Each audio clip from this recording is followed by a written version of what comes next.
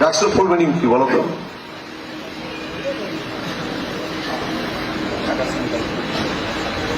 বসো। বাহ, হাইরে ছাত্র, হাইরে ছাত্র দল। আমরা ছাত্র সমাজকে নেতৃত্ব দিব। নেতৃত্ব দেওয়ার মিনিমাম যোগ্যতা আমাদের নাই। নেতৃত্ব দেওয়ার মিনিমাম যোগ্যতা আমাদের নাই। এবং যোগ্যতা নাই বলেই ডাকসুতে ওরা জিতে, যোগ্যতা নাই বলেই রাষ্ট্রতে ওরা জিতে, যোগ্যতা নাই বলেই চাকসুতে ওরা জিতে, যোগ্যতা নাই বলেই চাকসুতে ওরা জিতে।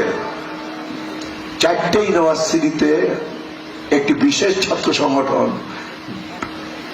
বিপুল ভোটের ব্যবধানে জয়লাভ করছে। কারণটা কি?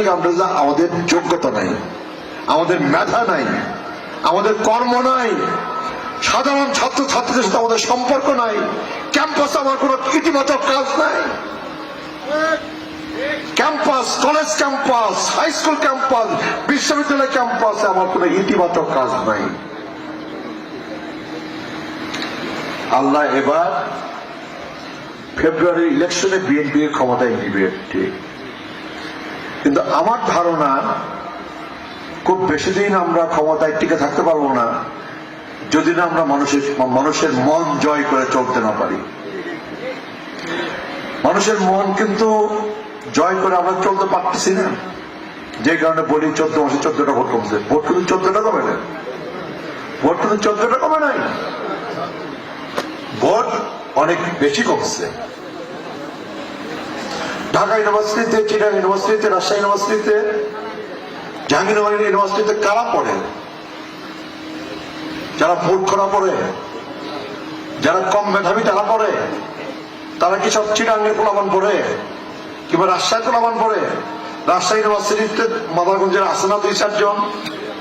সারা বাংলাদেশ থেকে রাজশাহীতে পড়তে যায়, সারা বাংলাদেশ থেকে ঢাকায় পড়তে যায়, সারা বাংলাদেশ থেকে চিটাগাংয়ে পড়তে যায়, জাহাঙ্গীরনগরে পড়তে যায়। বাংলাদেশের সেরা মেধাবী ছেলে মেয়েগুলো পড়তে যায় এই পাবলিক ইউনিভার্সিটি গুলাতে। ওরা ভোট দেয় নাই। ওই ছেলে মেয়েগুলা কিন্তু মাদারগঞ্জে বসবাস করে, ওই ছেলে মেয়েগুলা কিন্তু মেরান্দতে বসবাস করে, সারা বাংলাদেশে ওই ছেলে মেয়েগুলা বসবাস করে। ওই ছেলে মেয়েদের ঢাকা ইউনিভার্সিটি